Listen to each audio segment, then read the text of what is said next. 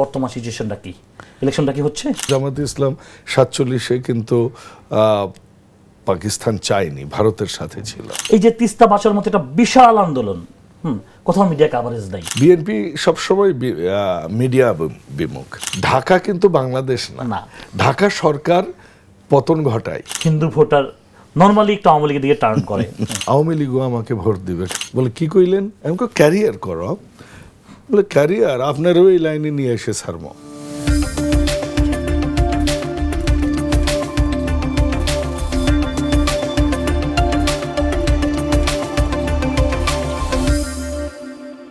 আসসালামু আলাইকুম। প্যাট্রিয়ট লেন্সের এই সপ্তাহের এপিসোডে আমি রায়হান আবারও এসেছি আপনাদের সাথে। আমাদের 14তম পর্ব ধীরে ধীরে এগিয়ে যাচ্ছে। প্যাট্রিয়ট লেন্স কথা বলে বাংলার, প্যাট্রিয়ট লেন্স কথা বলে বাংলাদেশি জাতীয়তাবাদের, প্যাট্রিয়ট লেন্স কথা বলে অপরাজনীতির বিরুদ্ধে, অপশক্তির বিরুদ্ধে। আজকে আমাদের সাথে যিনি গেস্ট হিসেবে আমার সাথে আজকে কিছুক্ষণ কথা বলবেন, আড্ডা মারবেন, আমার যার কাছে কিছুক্ষণ শুনবো কথা, তিনি আমাদের গণমাধ্যমের খুব চেনামুখ বাবুল ভাই। আমি পুরো নাম আবারও বলছি, ফজলে হুদা বাবুল ভাই, যিনি বাংলাদেশ কৃষক দলের কেন্দ্রীয় জয়েন্ট সেক্রেটারি এবং এই সদ্য ঘোষিত বিএনপির আগামী জাতীয় সংসদের নওগাঁ 3 আসনের প্রার্থী। আসসালামু আলাইকুম বাবুল ভাই, কেমন আছেন? ওয়ালাইকুম সালাম, ভালো আছেন আপনি রাহান ভাই? এই তো আলহামদুলিল্লাহ, good to see you. Congratulations প্রথমেই আপনাকে। ধন্যবাদ। বাবুল ভাই, আমরা আজকে কিছুক্ষণ রাজনীতি, কৃষি, আগামীর বাংলাদেশ এসব নিয়ে কথা বলবো। জি প্লিজ। আচ্ছা, বর্তমানে রাজনীতি একদম অচল ট্রাফিকের মতো হয়ে গেছে। বর্তমান রাজনীতি আমরা যেটা দেখছি কচুপাতার পানির মতো, আজকে একদিকে কার্ভ হয় তো কালকে আরেকদিকে কার্ভ হয়। ইন্টারিম সরকার একটা রোড তৈরি করছে, অন্তর্বর্তীকালীন সরকার, কিন্তু আসলে মনে হচ্ছে যে সব কিছু রাজনীতি যেন একটা স্থবির অবস্থায় চলে আসছে। আজকে ইলেকশন হবে, আগামীকালকে ইলেকশন হবে না। একদল বলছে মানে পিআর চাই, একদল বলতেছে গণভোট চাই, এক একজন এক একটা কথা বলতেছে। আদৌ বর্তমান সিচুয়েশনটা কি, ইলেকশনটা কি হচ্ছে?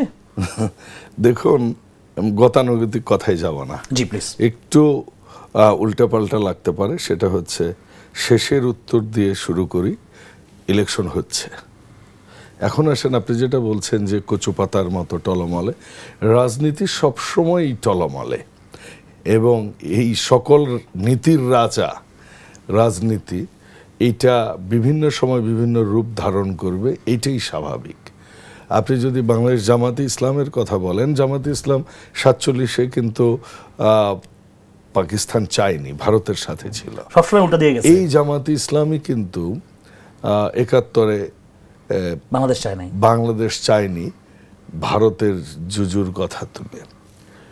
এই জামাতে ইসলাম কিন্তু 88-তে রাজনীতি করেছে এরশাদের সাথে, হাসিনার সাথে 86-তে রাজনীতি করেছে। এই জামাতে ইসলাম আবার 90-এ এসে বিএনপির সাথে রাজনীতি করেছে। এই জামাতে ইসলাম 96-এ এসে বিএনপির বিরুদ্ধে যে রাজপথে আওয়ামী লীগের সাথে সোচ্চার হয়েছে, এবং সেটা যদি না হতো হয়তো কোনোদিন আওয়ামী লীগ বাংলাদেশের কোনোদিন ক্ষমতায় আসতো না। এখন আওয়ামী লীগ নেই মাঠে। জামাতে ইসলাম চাচ্ছে তাদের রাজনীতিতে তাদের যে অবস্থা এখন এই মুহূর্তে, যে সুযোগ সুবিধা যারা পাচ্ছে প্রশাসন ক্ষেত্রে বা সর্বক্ষেত্রে তারা যে অবস্থায় আছে, তারা এখন একটা সক্রিয় এবং অ্যাকাউন্টেবল শক্তি হিসেবে কিন্তু দাঁড় হয়েছে, কিন্তু ইতিপূর্বে কিন্তু ছিল না। আবার আপনি যদি বিএনপির কথা বলেন, বিএনপি কিন্তু সবসময় আপনি দেখেছেন যে বিএনপি একটা কথাই সবসময় থেকেছে, সেটা হচ্ছে যে আমরা বাংলাদেশের পক্ষে, আমরা ভারতীয়রও না, পাকিস্তানেরও না, আমেরিকারও না, চায়নারও না। বিএনপি বাংলাদেশ জাতীয়তাবাদে বিশ্বাসী। বিএনপি মনে করে এদেশের জনগণই সকল ক্ষমতার উৎস এবং বিএনপির জনগণের আস্থার উপরই সবসময় আস্থা রেখেছে। যে কারণেই বিএনপি গত 17 বছর গণতন্ত্রের জন্য সংগ্রাম করেছে। হ্যাঁ, বিএনপির বিরুদ্ধে অনেক কথা আছে, আপনি জানেন যে মিডিয়াতে আমরা কতটা দুর্বল, এবং বিএনপির এই মানে আচর বলেন, কামর বলেন, এটা খেতে হয়েছে মিডিয়া থেকে সব সময়। একটা প্রসঙ্গে জাস্ট আমি একটু অ্যাড করি, এই রিসেন্টও মানে আফটার জুলাই গত বছর থেকে আমরা বিএনপির অনলাইনে ব্যাপক পরিমাণ দুর্বলতা দেখতে পেলাম, আমরা সেন্ট্রাল মিডিয়াতে ব্যাপক পরিমাণ দুর্বলতা দেখতে পেলাম। এই যে তিস্তা বাঁচার মতো একটা বিশাল আন্দোলন, কোথাও মিডিয়া কাভারেজ নাই, অথচ মানে দেশের জন্য এত সুন্দর একটা সোচ্চার আন্দোলন বিএনপি কোথাও কাভারেজ পেল না। অনলাইনে ছোট কোথাকার কোন মানে হারিডাঙ্গা স্কুলের কোথায় দুই ফ্যামিলি রাজনীতি করে দুই পরিবার গ্যাঞ্জাম হলো, ওইখানে বিএনপির একটা নামে একটা অভিযোগ চলে আসলো। বিএনপি এত ব্যাকফুটে কেন? তাহলে এখানে কি এটা আপনাদের দুর্বলতা না? আমি দ্বিমত বা একমত হব না, দুটার মাঝামাঝি থাকতে চাই। বিএনপি সবসময় মিডিয়া বিমুখ। আমি যখন গ্রামে রাজনীতি করি, আমি একটা উপজেলা বিএনপির সভাপতিও, তো সেখানে সাংবাদিকদের আমাকে নিজেকে ফোন দিতে হয় বা হইতো। যদি বলতাম আমার বিএনপির সেক্রেটারিকে, ভাই ওদেরকে বলেননি কেন, বা আমার প্রচার সম্পাদককে, আরে ভাই রাখেন তো কি হবে। সো বিএনপি সবসময় এটাকে অবহেলা করেছে, কিন্তু এর জন্য যে বিএনপিকে অনেক ঝড়ঝঞ্ঝার মধ্যে পড়তে হয়নি তা না। অথচ আপনি দেখেন মিডিয়ার স্বাধীনতা কিন্তু বিএনপি এনেছে। ৭৫-এর পট পরিবর্তনের পর যে পত্রিকাগুলো বন্ধ ছিল, মুক্ত তথ্য প্রবাহের যে কাজটা শহীদ প্রেসিডেন্ট জিয়াউর রহমান করে গেছেন, এই জিনিসগুলো কিন্তু মিডিয়া তারপরও গ্রহণ করেন। এর পেছনে একটা ঐতিহাসিক, আমি বলবো না, আমি বলবো প্রাগৈতিহাসিক কাহিনী আছে। সে কাহিনীটা কীরকম? ভারত কিন্তু আমাদের চারিপাশে আমাদের বর্ডার 95% বর্ডারে আছে, এটা অস্বীকার করবার কোনো উপায় নেই। তো ভারতের মিডিয়া সবসময় একটু অন্যরকম রোল প্লে করতেই অভ্যস্ত হয়েছে। সেটা বাংলাদেশেই শুধু নয়, এটি কিন্তু নেপালেও তাই করেছে তারা, সেটা মালদ্বীপেও তাই করেছে, এবং শ্রীলঙ্কাতেও তাই করেছে। ভারত সেটার কিন্তু একটা রেজাল্ট ইদানিংকালে উপভোগ করছে, এবং এই রেজাল্ট উপভোগ করবার ফলে তাদের মধ্যে আমি আশা করছি রিয়েলাইজেশন আসবে। কিন্তু তাদের মিডিয়াটা দেশ বড় হওয়াতে, তারা আগে স্বাধীনতা লাভ করাতে, তাদের সাথে সেই ব্রিটিশ বলেন আর মুঘল বলেন, তারা সব সময় মানে বড় হিসেবে চিহ্নিত হয়ে এসেছে সেই সময়কাল থেকে। সংস্কৃতি বলেন, অর্থনীতি বলেন, রাজনীতি বলেন, কিংবা মিডিয়া বলেন, সব কিছুতেই তারা আমাদের, শিক্ষা বলেন, আমাদের চেয়ে অগ্রগামী। এটাই স্বাভাবিক। আমাদের সংসদে পর্যন্ত দেখবেন, আমরা যখন দেখি বিগত সংসদ, অন্তত ৯০-এর সংসদ, ৯৬-এর সংসদ, কিংবা ২০০১-এর সংসদে দেখেছি, আমাদের সংসদ সদস্যরা অনেক সময় বলে বসেন ভারতের পার্লামেন্টে এটা হয়েছে, ভারতের হায়দ্রাবাদের কোর্টে এটা বলেছে। আপনারা জানেন বাংলাদেশে এখনো পার্টনারশিপ অ্যাক্ট 1960 আর 1932 ইন্ডিয়ান পার্লামেন্ট, ইন্ডিয়ান পার্টনারশিপ মানে। তো এই যে বিষয়গুলো, এটা একটা ঐতিহাসিকভাবে তারা আমাদেরকে রুল করেছে। ভাই, বিএনপি বলতেছেন যে তার জনগণের সরকার চায়। এখন জনগণ জানতে চায় যে আসলে ভোটটা ফেব্রুয়ারির মধ্যে হবে তো? কারণ কি, আপনার ৯০ দিনের যে সময়সীমা একটা ব্যাপার কাজ করে, হ্যাঁ, আমরা তো ওইভাবে কোনো আলামত আসলে বুঝতে পারতেছি না। গণভোট আর মূল ভোট নিয়ে একটা বিব্রতকর পরিস্থিতিতে আছে। জনগণের সরকার, বিএনপি সবসময় মানে গত ১৭ বছর বারবার বলে আসছিল যে আমরা একটা ফেয়ার ইলেকশন চাই, একটা জনগণের ভোট চাই, যার জন্য কিন্তু ৫ই আগস্টের পরে কিন্তু বিএনপি জাতীয় সরকারে যায় নাই। বিএনপি সবসময় এই যে ১৭ বছর আন্দোলন করেছে ওই একটা কারণেই, যে জনগণের অধিকার জনগণের কাছে ফেরত দেওয়ার জন্য, ভোটাধিকারটা প্রতিষ্ঠা করার জন্য। আপনি যেটা বলছেন যে ভোটের ব্যাপারে, দেখেন অধ্যাপক মোহাম্মদ ইউনূস নিরপেক্ষ না হলেও একদম যে 360 উল্টা তা না, কিন্তু হ্যাঁ, উনি বাচ্চাদের হেল্প করছেন এনসিপিকে, উনি অনেক সময় জামাতকে দিয়ে আমন্ত্রণ জানাইতেছেন বিএনপিকে, এগুলো ঠিক আছে। এটা একটা পজিটিভ দিকও আমি দেখি, সেটা হচ্ছে কি বাংলাদেশের রাজনীতিতে ভারসাম্যটা খুব দরকার, এবং সেটা আপনার আমি মনে করি যে সেই ফ্যাসিস্ট হাসিনা রেজিমকে ফিল আপ করার জন্য তো আমাদের সেটা হয়তো উনি করছেন।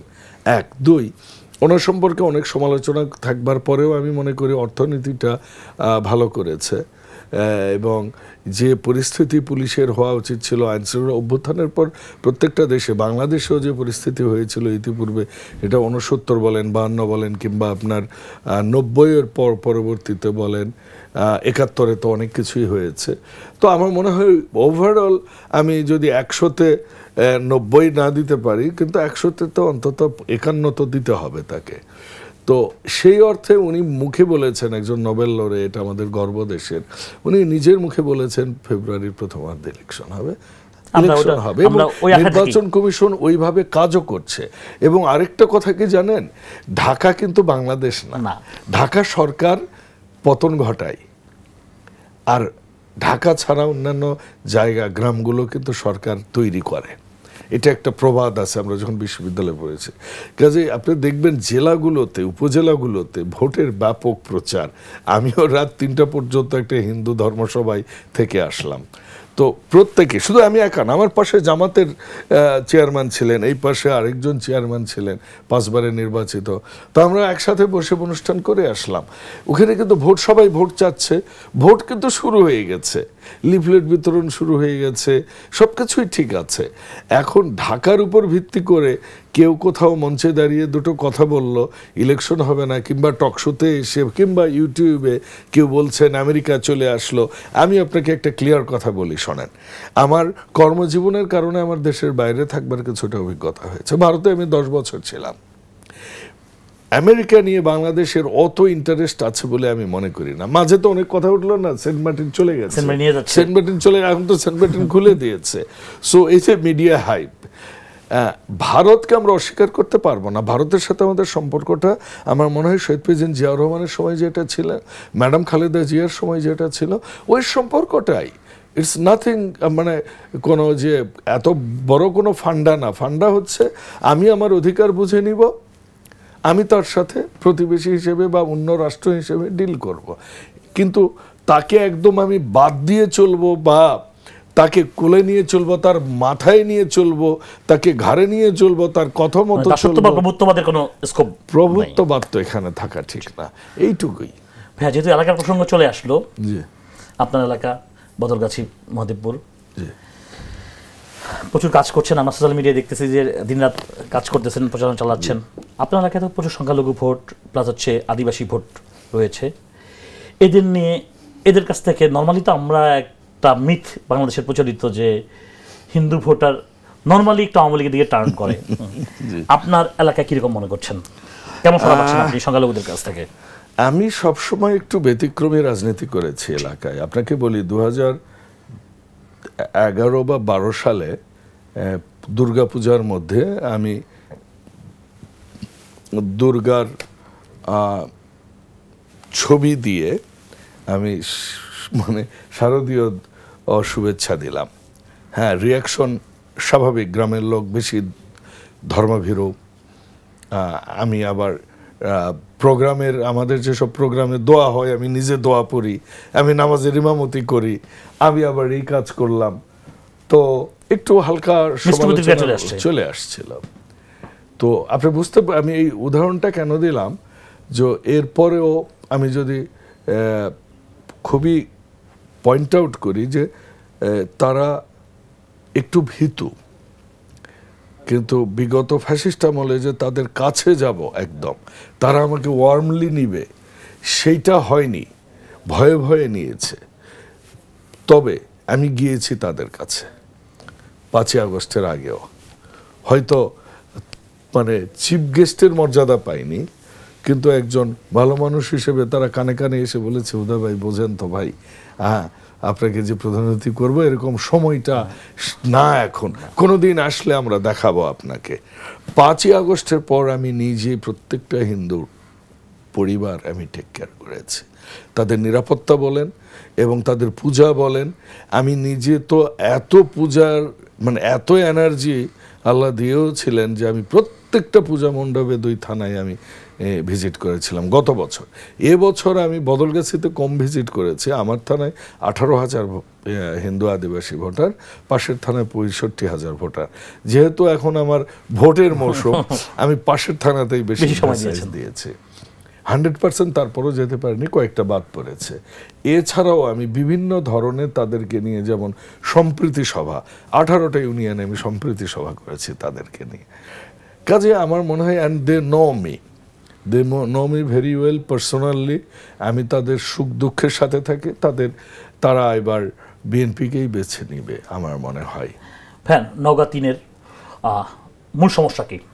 আপনি তো এমপি ক্যান্ডিডেট, আপনি হয়তোবা মানে যেহেতু নওগাঁ আমরা প্রিভিয়াস যেই সার্ভেগুলি দেখেছি বা প্রিভিয়াস যেই ডাটা জরিপ বা প্রিভিয়াস রেকর্ড অনুযায়ী নওগাঁ বিএনপি অধ্যুষিত সবসময় দেখেছি, মানে সেই হিসাবে আমরা বলতে পারি যে হয়তোবা আপনি 60% আমরা প্লাস ধরে নিতে পারি যে মানে এমপিশিপের দিকে আগানো আপনি অলরেডি। এখন আপনার চোখে নওগাঁ 3-এর মূল সমস্যা কি? আপনি মানে আপনি আপনার ভোটারদের জন্য কি আশ্বাস দিচ্ছেন যে আপনি এমপি হলে আপনি কি করবেন? ধন্যবাদ। আমার মনে হয়েছে নওগাঁর প্রত্যেকটা আসনই বিএনপি পাবে, এটা 2001-এও ঘটেছিল। আর আমার আসনটা একটু ডিফারেন্ট এবং গুরুত্বপূর্ণ, কারণ সাবেক ডেপুটি স্পিকার মহোদয় আমাদের সবার শ্রদ্ধাভাজন, উনি মারা যাওয়ার পর আসনটা খালি হয়। এই আসনে আওয়ামী লীগের তৎকালীন সাধারণ সম্পাদক আব্দুল জলিল পর্যন্ত বিএনপির কাছে ফেল করেছে। হিন্দু ভোটার কিন্তু 20%, মাথায় রাখতে হবে। এক দুই থানার মধ্যে আমি যে থানায় জন্মগ্রহণ করেছি বদলগাছিতে, এখানে ভোটার সংখ্যা কম হলে ওই থানার চেয়ে 76,000 ভোটার সংখ্যা কম। কিন্তু ভোট শেষে যদি আমরা দেখি যে বিগত নির্বাচনগুলোতে বিএনপি পাশ করে আমার থানা দিয়ে, কারণ এখানে ডিফারেন্সটা অনেক বেশি হয়। এখানকার মানুষ রিয়েলি বিএনপি পাগল, ওখানেও আছে, কিন্তু কিছু লোকাল ইস্যু ছিল, সেগুলা বিগত দিনে আমরা সর্ট আউট করেছি। সো আর জামাতের প্রার্থী এলাকায় থাকতেন না, কেউ তাকে চিনতেন না। তারপরও আপনি জানেন যে জামাত হয়তো সেন্ট্রাল থেকে বললে তারা ওগুলা দেখবে না, দিয়ে দিবে ভোট। কিন্তু আমার মনে হয় না যে তারা জামাতের লিস্টেড ভোটার ছাড়া কোথাও অ্যাট্রাক্ট করতে পারবে ভোটারকে, এরকম কোনো কিছু তারা দেখাইতে পারেনি এখনো। এবং আমি তো মনে করছি যে জামাতেরও কিছু ভোট, কারণ জামাতের কিন্তু ভোটারগুলো এখন আগেরকার ভোটারগুলো এখনকার ভোটার ডিফারেন্স আছে।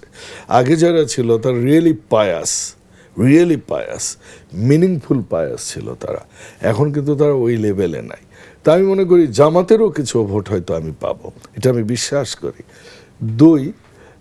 এটা হিন্দু এবং আদিবাসী জামাত, অন্যান্য রাজনৈতিক দল যেখানে অনুপস্থিত, জাতীয় পার্টি পুরাটাই আমি পাবো।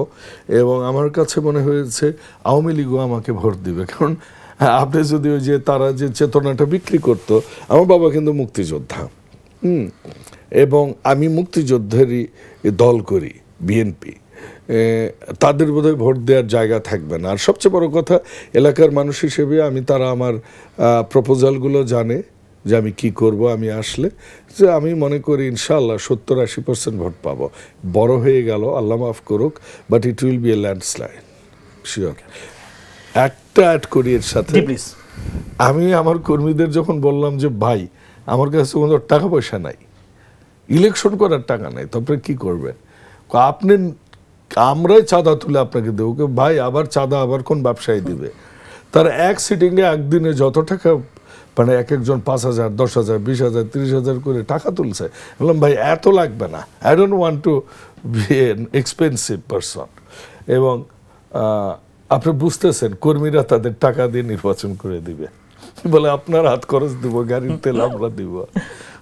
মানে খুব ভালো একটা ইনিশিয়েটিভ। এবং হচ্ছে একজন তৃণমূল নেতা, তৃণমূল থেকে উঠে আসা জনমানুষের নেতার কর্মী, এরকম কর্মী বান্ধব নেতাই দরকার মানে আমাদের সমাজের জন্য।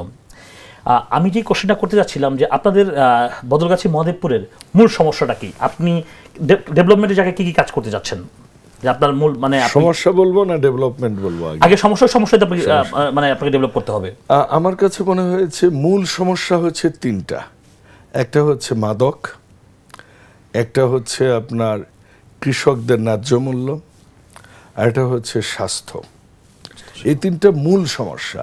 শিক্ষাও একটা সমস্যা, বিকজ বিগত 15-20 বছরে যেসব শিক্ষক নিয়োগ হয়েছে, স্কুলের যেসব লেখাপড়া পরিবেশ, বদলগাছি হচ্ছে বাংলাদেশের মধ্যে ওয়ান অফ দ্য এডুকেটেড উপজেলা ছিল এক সময়, ব্যবসায়িক কেন্দ্র ছিল, কিন্তু সেই জিনিসগুলো এখন নাই। কারণ রাজনৈতিক নেতৃবৃন্দ বিগত দিনে যারা ছিল তারা তাদের ইচ্ছে মতো লোক নিয়োগ করেছে টাকা পয়সা দিয়ে, সঠিক শিক্ষকটাও সবসময় নিয়োগ হয়নি। সো প্রথম হচ্ছে মাদক, এবং আমি ইনশাল্লাহ প্রথম 30 দিনে এই কাজটা করতে চাই। কারণ এর এফেক্টেড আজকে হয়তো আমার ছেলে হচ্ছে না, কিন্তু আমার ভাইয়ের ছেলে হচ্ছে। এবং এই পরিস্থিতিটা ইজিলি মোকাবেলা করা যাবে যদি আমি বর্ডারগুলা এবং আমার প্রশাসন, পুলিশ সহযোগিতা করে এবং প্রশাসন সহযোগিতা করে, আর আমার সদিচ্ছা যদি থাকে। আমরা যদি একজন এমপি যদি সদিচ্ছাবান হন, হ্যাঁ, ওই এলাকায় মাদক মানে জিরো না করলেও 99% জিরো করে ফেলা যায়। জিরো করবো ইনশাল্লাহ। এটা একটা 30 দিনে। 100 দিনের মধ্যে আমি যেটা করতে চাই সেটা হচ্ছে যে আমাদের কৃষকরা খুবই অসহায়। যে হাটগুলো আগে ডাক হতো 20,000 30,000-এ, সে হাটগুলো এখন ডাক হয় 20 লাখ 30 লাখে। তাহলে ওই হাটের খাজনাটা দেয় কে? কৃষক দিতে হয়, যিনি বিক্রি করেন কৃষক দেয়। তো কৃষক যখন সরাসরি পণ্য বিক্রি করার জন্য হাটে যায়, তখন আমরা ছোটবেলায় দেখেছি খুব বেশি হলে ওই হয়তো কেউ মরিচ নিয়ে গেল, হয়তো 20টা মরিচ দিয়ে দিল, এটাই ছিল হাটের খাজনা। ছোটবেলা মানে কি 20 বছর 30 বছর আগে। এখন একটা কৃষককে কিরকম অত্যাচার হতে হয়, মনে করেন উনি মরিচ নিয়ে গেল 32 কেজি, মরিচ মাপা হলো, বলে যে এইটা 32 কেজিতেই মনে হবে, 2 কেজি এক্সট্রা পাইকারকে দিতে হবে, কারণ পাইকারকে আকৃষ্ট করতে হয় তাদেরকে। 1 2 এর উপর তাকে খাজনা দিতে হবে।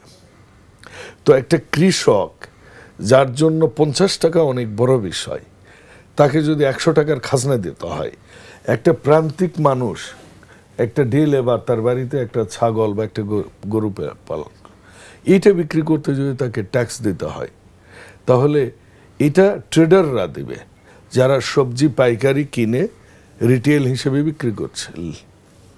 Let the tax collected from them. কিন্তু প্রান্তিক কৃষকরা যখন ধান বেচতে আসবে তখন এই ট্যাক্স দিচ্ছ। আমি 100 দিনের মধ্যে হাটের করগুলো নিয়ে আমি কাজ করতে চাই। তৃতীয় যে কাজটা করতে চাই, প্রশাসন পুলিশ এগুলোতে কোনো করাপশন থাকবে না, এবং সরকারের সুবিধা নেওয়ার জন্য যে কাজগুলো থাকে, যেমন জন্ম নিবন্ধন বলেন, খুব ছোট ছোট, কিন্তু যখন একটা গরিব মানুষ একটা জন্ম নিবন্ধন বাচ্চার করার জন্য তাকে 200-500 টাকা ইউনিয়ন পরিষদে ঘুষ দিতে হয়। এটা তো দলীয় চেয়ারম্যান এবং দলীয় নেতারাই নরমালি আমাদের ট্রেডিশন তো এক্স্যাক্টলি সেটা দলীয় আওয়ামী লীগ বলেন এটা হয়। তো এইটা বন্ধ হবে এই 100 দিনের কাজের মধ্যে। আমার এই প্ল্যানগুলো। থার্ড যে কাজটা সেটা হচ্ছে উপজেলা স্বাস্থ্য ব্যবস্থা। মনে করেন আমার পাশের উপজেলা মহাদেবপুরে 12 জন ডাক্তারের ভ্যাকেন্সি নিয়োগ দেওয়ার কথা, সেখানে 8 জন ভ্যাকেন্ট, 8টা পোস্ট ভ্যাকেন্ট। তো বোঝেন উপজেলা যদি 4 জন ডাক্তার দিয়ে চলে তাহলে কিভাবে হবে? হ্যাঁ, এই ছোট ছোট জিনিসগুলো আমি 100 দিনের মধ্যে করতে চাই। আর যেটা ডেভেলপমেন্টের কথা বললেন, সেটা হচ্ছে দেখেন, ডেভেলপমেন্ট করবার একটা সরকারের প্ল্যান লাগে। এখানে মিথ্যে কথা বলে, মিথ্যা আশ্বাস দিয়ে ইলেকশনের আগে ভোট কালেক্ট করার কোনো দরকার নেই। তবে লং প্ল্যান, যেমন মহাদেবপুরকে আমরা হয়তো পৌরসভা করতে পারি, সেখানে ব্যাপক ব্যবসা বাণিজ্য আছে, ঢাকার অনেক বড় বড় ইন্ডাস্ট্রিয়ালিস্টরা তারা সেখানে আছে, অ্যাকিজ রিসোর্সেসের অ্যাকিজ এসেনশিয়াল আছে, তারপর আপনার ইফাদ আছে, তারপর নাবিল আছে, এসিআই আছে, স্কোয়ার আছে। তা আমরা যদি আরও ভালো ফ্যাসিলিটেশন দিতে পারি লোকালি, হয়তো আরও ইন্ডাস্ট্রিয়ালাইজেশন সেখানে করা সম্ভব। আর বদলগাছিতে যেটা কিছুই নেই, এবং আপনি আশ্চর্য হবেন যে এটা উপজেলা শহর না, কোনো হাট বাজার না কি, অথচ 1757 সালের একটা উপজেলা, এটা সবচেয়ে পুরাতন উপজেলা। সেখানে আমরা জায়গার খুব সংকুলান, খুবই কম। আমাদের আশপাশের জমিগুলো অ্যাকোয়ার করতে হবে, শহরটাকে বাড়াতে হবে এবং ব্যবসায়িক কেন্দ্র হিসেবে তুলে ধরতে হবে, যাতে লোকজন সেখানে আসে। মানুষের যাওয়া আসা শুরু হলে তখন কিন্তু সেটা ইজিলি হয়। গত 17 বছর রাজনীতি সব একভাবে কুক্ষিগত ছিল, আলটিমেট রাজনীতিটা হয় নাই, ভোটের রাজনীতি হয় নাই, তরুণদের রাজনীতির বিকাশটা ঘটে নাই। আপনি আপনার এলাকায় তরুণদেরকে কিভাবে সম্পৃক্ত করবেন রাজনীতিতে এবং উন্নয়নে? শোনেন, আমি তো রাজনীতি করি তরুণদের জন্য, এবং আমি তরুণ হিসেবেই, বাচ্চা হিসেবেই গিয়েছিলাম। সবাই বলতো বাচ্চা ছেলে এসছে, এখন চুলদাড়ি পেকে গেছে, বুড়া হয়ে গেছি। সো এখানকার মেইন প্রবলেম হচ্ছে কি, যে সব বাবারা তাদের সন্তানদেরকে শিক্ষিত করতে চান, পড়ালেখা করাইতে চান, কিন্তু করার পর তখন তারা, এটা সারা বাংলাদেশেরই প্রবলেম, তখন তারা তার চাকরিটা পায় না। কর্মমুখী শিক্ষা যেগুলা ওই কি বলে আপনার বিজনেস টেকনিক্যাল স্কুল হয়েছে, সরকার থেকে বেতন নাই, ছাত্র নাই, শিক্ষকরা আসে না, ওই সব বাচ্চারাও বের হয়ে চাকরি কারা পায়? আমি তো যখন আমার এক্স কোম্পানি এমজিএস গ্রুপ ছাড়লাম, আমি বড় এর চেয়ে আরও বড় পোস্টের চেয়ে বড় বেতনের অফার পেয়েছি। এখন আমি আকিজের সিইও হিসেবে আছি আপাতত, হয়তো দু একদিনের মধ্যে রিজাইন দেব, কিন্তু তাই সেখানে আমি সপ্তাহে 2 দিন 3 দিন অফিস করি। বাট দেয়ার আলহামদুলিল্লাহ sir, what does this mean? This mean is that a businessman need proper person to give the leadership, to trust them, to make them work. So এই যে প্রোডাক্ট আমরা তৈরি করছি, যে শত শত বিশ্ববিদ্যালয় থেকে বের হচ্ছে, বাংলাদেশে কিন্তু এই মুহূর্তে সমস্যা হচ্ছে কি, শিক্ষিত বেকারত্ব ব্যাপক বেড়ে গেছে। অথচ আমি যখন ইন্টারভিউ নিতে বসি তখন আমি লোক পাই না। 100 জন এর ইন্টারভিউ নিয়ে হয়তো দেখা গেছে আমি একজনকে নিচ্ছি।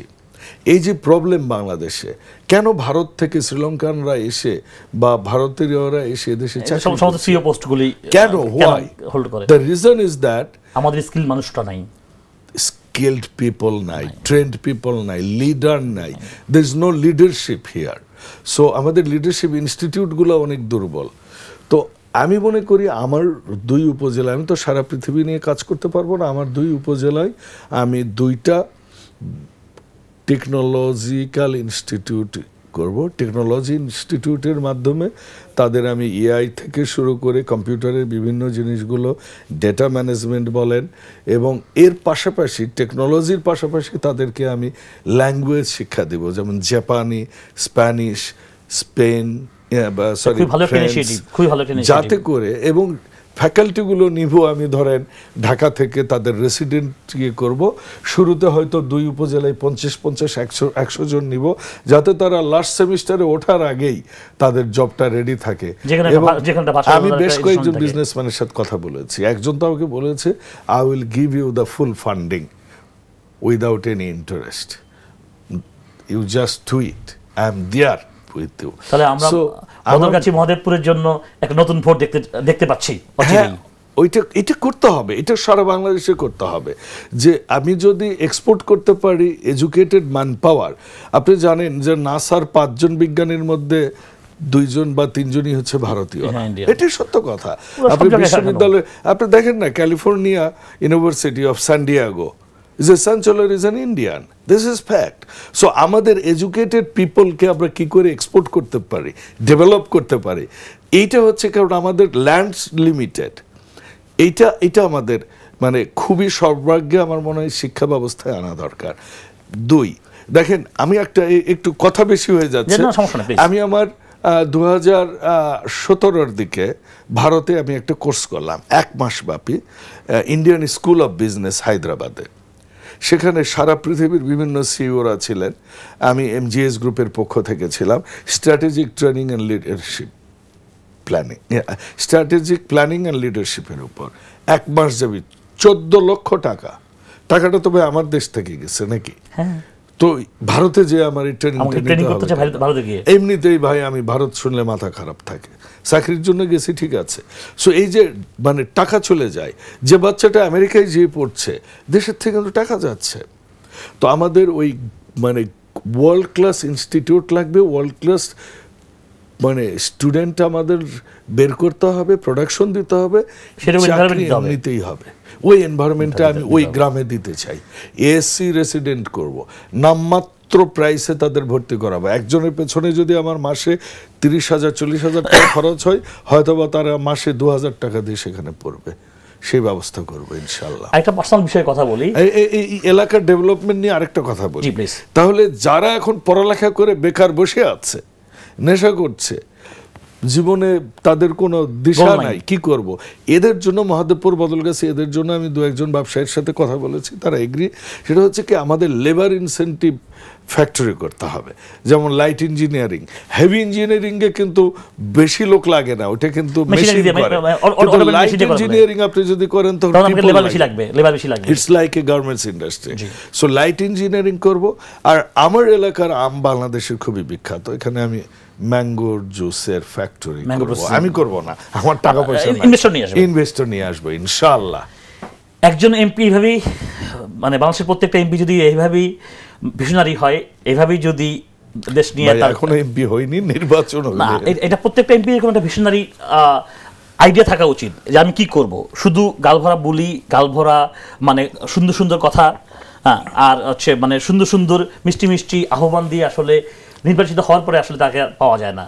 তার এলাকা নিয়ে আমরা বাবুল ভাইকে দেখলাম, তার এলাকা নিয়ে একদম স্পেসিফিকভাবে কি কি করতে চাচ্ছেন, অনেক অনেক বড় কোনো ইশতেহার না, ছোট ছোট কিছু, কিন্তু তার এলাকাটা চেঞ্জ হয়ে যাবে। আমরা সবাই বাবুল ভাই সাফল্য কামনা করছি। বাবুল ভাই, ছোট্ট আরেকটা বিষয়ে আসবো। তার আগে আমি ডেভেলপমেন্টে আরেকটা কথা বলি। যেহেতু আমি কাজ করেছি এবং আমি দেশ বিদেশ ঘুরেছি, ইউরোপের এগ্রিকালচারাল দেখে এসেছি, নেদারল্যান্ডে আমি ছিলাম শুধু অ্যাগ্রো জিনিসগুলা দেখতে। আমাদের উপজেলা দুটা হচ্ছে, মহাদেবপুর হচ্ছে ধানের, আর বদলগাছি হচ্ছে পটল, করলা, বেগুন, সিম, ফুলের যত আর কি সবজি সব এখানে হয়। এখানে আমি দেখেছি গতবারও ফুলকপি, যেটা আমরা বলি, রাস্তায় পড়ে আছে, নেয়ার লোক নেই, 2 টাকা করে কেজি। আর ঢাকা শহরে আমরা 60 টাকা করে ফুলকপি খেতে হচ্ছে। So what is the problem lying behind this? দুটো প্রবলেম। লজিস্টিক্স, একটা হচ্ছে logistics. You know, my whole life is on logistics. সো আমার কাছে মনে হয়েছে নওগাঁ এত বড় একটা ডিস্ট্রিক্ট, 11টা উপজেলা, এখানে কোনো রেল লাইন নাই। You have to connect through Joypurhat. G.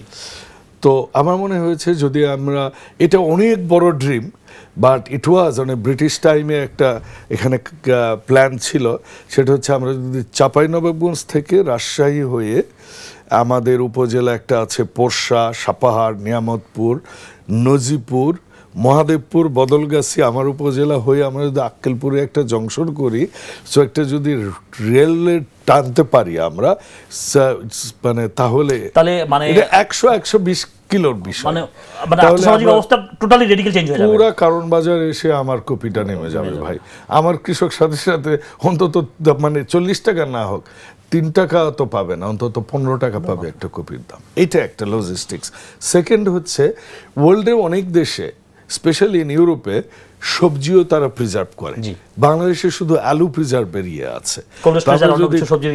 Tomato, copy, সিম এগুলো যদি 1 মাস করতে রাখতে পারি বা 2 মাস এক্সটেন্ড করতে পারি, 2-1টা ওই রকম কোল্ড চেইন, তাহলে খাদ্য চাহিদার একটা কিন্তু সুন্দর চেক এন্ড ব্যালেন্স চলে আসে। একটা সুন্দর চেক এন্ড ব্যালেন্স চলে আসে। থার্ড আরেকটা আছে, সরি আমি না প্লিজ লোভ সামলাইতে পারছি না, কারণ মেইন স্ট্রিম মিডিয়ায় গেলে আমাকে স্পেসিফিক কথা বলতে হয়। না প্লিজ, আমরা শুনতে যাচ্ছি। থার্ড যেটা হচ্ছে, সেটা হচ্ছে যে এইখানে আপনার কোল্ড চেনের পাশাপাশি যে কৃষক শ্রেণী আছে, যে মানে এখানে ব্যাপক হারে আদিবাসী আছে যারা নিজেরা ম্যানুয়ালি ধান লাগায়, ধান কাটে, এবং কৃষি শ্রমিক যাদেরকে আমরা বলি, অধিকাংশই তারা আদিবাসী ওমেন। এবং তারা সবচেয়ে বড় প্রবলেম আমি খুব কাছে থেকে দেখেছি, তাদের প্রবলেম হচ্ছে স্বাস্থ্য, এবং তাদের হচ্ছে বিনোদন নেই, এবং তাদের মিনিমাম শিক্ষাটা নাই।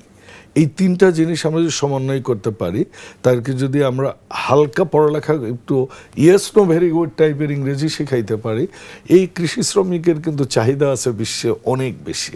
এবং এই আদিবাসী এবং ক্ষুদ্র নিগোষ্ঠীর কৃষি শ্রমিকরা এত এক্সপার্ট, তো এদের এক হেলথ, সুষম খাবারের ব্যবস্থা, খুব বেশি লোক না কিন্তু খুব বেশি খরচও না কিন্তু।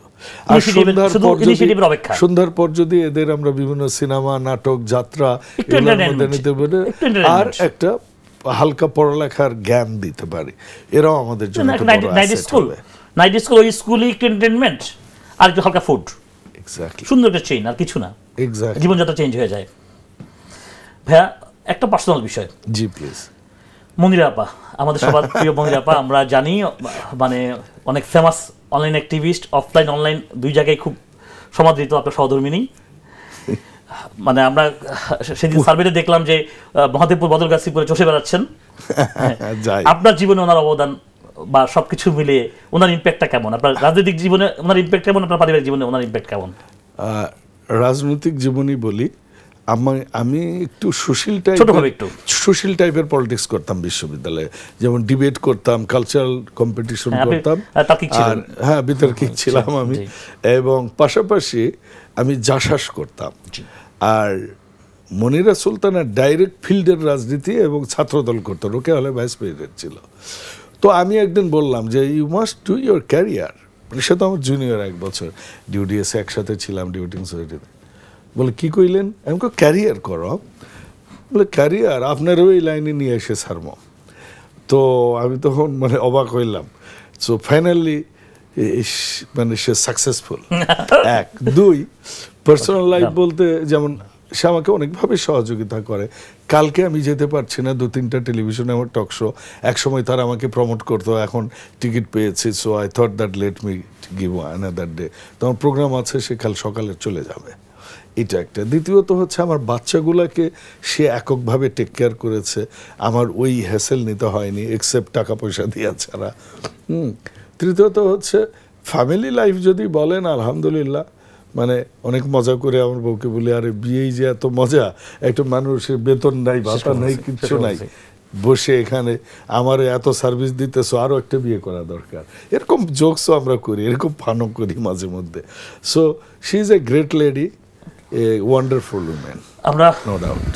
আপনার উত্তরোত্তর সাফল্য কামনা করছি। Thank you. আমরা আপনাকে নওগাঁ 3-এর ভবিষ্যৎ কর্ণধার হিসেবে দোয়া দেখতে চাচ্ছি। রাখবেন। ভালো থাকবেন। জি, আসসালামু ধন্যবাদ। আলাইকুম। ধন্যবাদ রায়হান ভাই, ধন্যবাদ প্যাট্রিয়ট লেন্সকে।